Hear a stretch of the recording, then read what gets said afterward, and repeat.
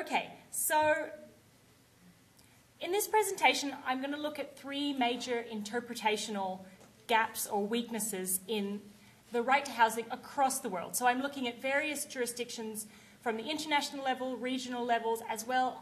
In my studies, I've incorporated two constitutions only, one of which is South Africa and the other of which is India, which doesn't appear on Michelle's list because the right is implied through the right to life in the Indian constitution. I'm then going to ask where the interpretation of the right to housing in Europe fits into this picture. Does it display the same weaknesses, or is the right beginning to respond to these weaknesses at the European level? I'm going to look at this through the interpretation of the revised European Social Charter by the work of the European Social Committee, particularly through the decisions, not so much through concluding reports. Finally, I just will turn to consider very briefly what the potential of the right to housing might be beyond these current legal problems. Okay, so the question that motivates my research is one that motivates, I would say, almost all the presentations and speeches that we've heard this weekend.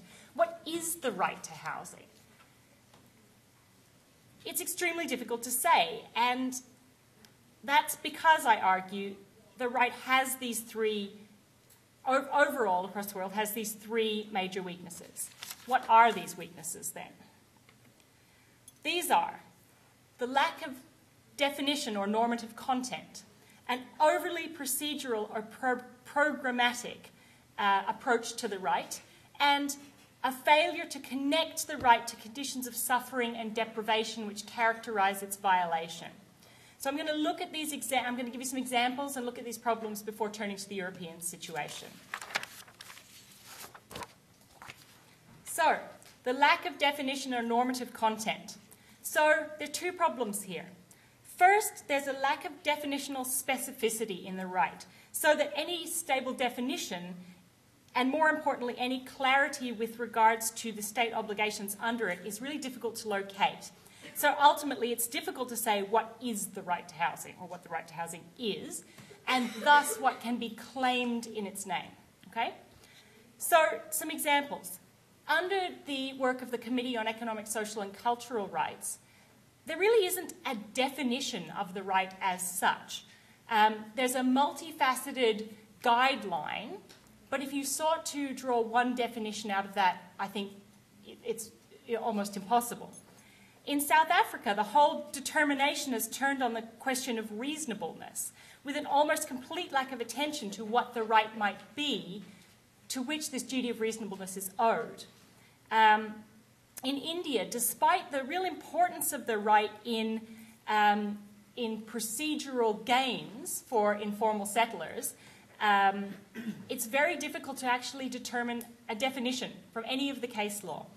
And finally, in conventions like the Convention Against Racial Discrimination, the question of housing, although it appears in the treaty, is being determined through another question, the question of discrimination. So we don't get a definition of housing from those, or the right to housing from those conventions. What we get is some attention to how housing might interact as a good with discrimination. So what about the lack of clarity about obligations and violations? When can the right be claimed? Again, this is a real problem from the Committee of Economic, Social and Cultural Rights. So that despite the existence of the concept of the minimum core obligations, the complexity of the general comments that explain the approach, and the multifaceted nature of the right spelled out in them, coupled with the nature of this idea of progressive realization that informs the interpretation of the covenant, make it almost impossible to actually differentiate between what constitutes an obligation and what constitutes a suggested suggested course of state action, and what might be a regrettable state decision or a violation. Okay. What about its overly procedural and programmatic nature? So here we have three problems. This procedure rather than substance, the idea of the state acting, and the idea of the means at the expense of the ends.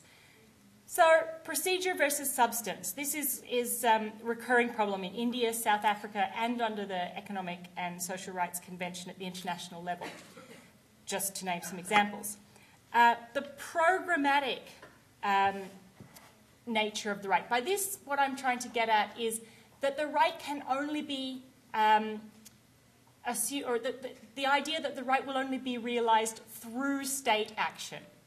So, Sandra Fredman has suggested that we might look at rights such as the right to housing as the right to an act, not to a good. And that means the right is reduced to some course of state action, not necessarily to the ends of actual material alleviation of poverty, homelessness, or destitution. Okay. What about the problem of the failure to connect to conditions of suffering and deprivation? This is the most fundamental failure of the legal interpretations examined above, because while the availability of legal process can actually be of great importance in the realization of human rights, and an open definition of a human right can at times create space for political contestation and reinvention of a right, the failure to connect the legal interpretation of a right with the conditions of its violation is a weakness with no apparent redeeming features for the violated and marginalized themselves. So some examples here as well. South Africa. It's a right interpreted along administrative law lines with, to date, little apparent connection to the transformative promise of the South African Constitution or to systemic issues of poverty, exclusion, and lasting discrimination that are facing the population. The Committee on Economic, Social and Cultural Rights has also failed to take account the structural questions of poverty and inequality in housing, including land reform, the denial of women's rights to land and housing, and issues of resource redistribution, including in post-colonial situations, despite arguably its wide mandate to consider these questions as a monitoring body as opposed to as a court. So, some serious problems, I would argue. How does the right to housing in Europe fit into this picture? So my argument is that the work of the European Committee on Social Rights is providing a meaningful but partial response to these problems. So especially the case law that's come out in the last, and I call it case law with a little bit of a caveat, we can come back to that question at the end, but especially the decisions coming out from the collective complaints mechanism in the last maybe 3 years, I think that there's some really interesting work happening here. So, the definition and normative content under the revised European Social Charter. Well, we have a bit of a definition, which is quite refreshing. This is actually, across the world, probably the most comprehensive, concrete, and meaningful definition of the right to housing that there is. And this is under Article 31.1. Adequate housing means a dwelling which is safe from a sanitary and health point of view, structurally secure, not overcrowded, with secure tenure supported by law, and that's from the Fianza versus France case. So this is actually, may not sound revolutionary, but for housing, this is quite a manageable definition and quite a leap from some of the other definitions or lacks of definitions we've seen. What about states' obligations? Here also we have at least a sort of test, a three-part test worked out. States must show a reasonable time frame for action, measurable progress towards their realisation, and evidence of financing consistent with the state's maximum available resources from the Autism Europe case, and which has been harnessed into the housing rights cases as well. What about violations? Well, the question of violations, not only do we know what things will constitute a violation, certainly in certain, what acts, omissions, or deprivations will constitute violations, for example, discrimination, the denial of dignity, and retrogressive measures. We actually have different levels of violation as well. So the concept from Core versus Italy of aggravated violations is a new development. So this is quite interesting development as well. What about the idea of procedure versus substance and the role of the state in realising the house? So we know from early on that the revised European Social Charter does not impose an obligation of results. So in ADT v France, we know that we can't expect results necessarily, but that the content, the progress has to be meaningful in line with the test that I've spelled out here. So, problems remain. This idea of enforcement is a big issue. And this is where the idea of politics and the role of the state in another sense comes in. So we still have a large gap between the idea of the right to housing and its legal interpretation and the idea of the realization of human rights through the state, because we have a politicization of the process of the covenant here, or sorry, the charter here, through the role of the Committee of Ministers. So in some sense, we have to mediate the gains here through the existence of the Committee of Ministers and the action or inaction that happens there. Finally, as Holly Cullen has argued, principles of both autonomy and solidarity underlie the Social Committee's interpretation of the European Social Charter. So, if the committee can achieve a balance between the autonomy of the individual, which is necessary to enjoy social rights as much as it is to enjoy civil and political rights, and the role of solidarity, which includes a balance between the individual interests and social interests, including the need for redistribution of goods, then it will have gone a long way towards an adequate balance between the role of the individual and the role of the state in the enjoyment of the right to housing. And this is something that is very much embryonic, given the fairly new status of the collective complaints that we're seeing here, and the dialogue, if you can even call it that, between the Committee of Ministers and the Social Committee.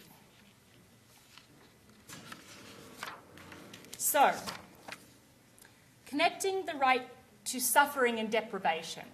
I think here the Social Committee is doing quite a good job with specific attention to the vulnerable, to ideas of historical disadvantage, and to linking the right to housing with ideas of social inclusion and with civil and political rights and their role in social inclusion, housing's role in fostering those. The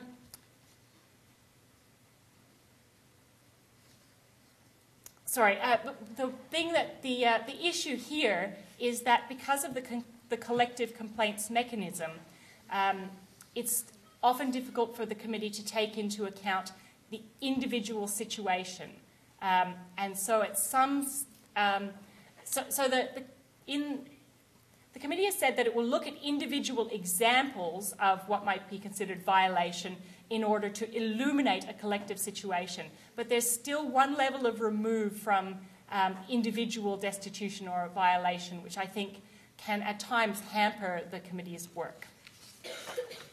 So in conclusions, I would say that the work of the European Committee on Social Rights shows a real potential to move beyond some of the lasting controversies around the right to housing. So doubt has always dogged the right to housing.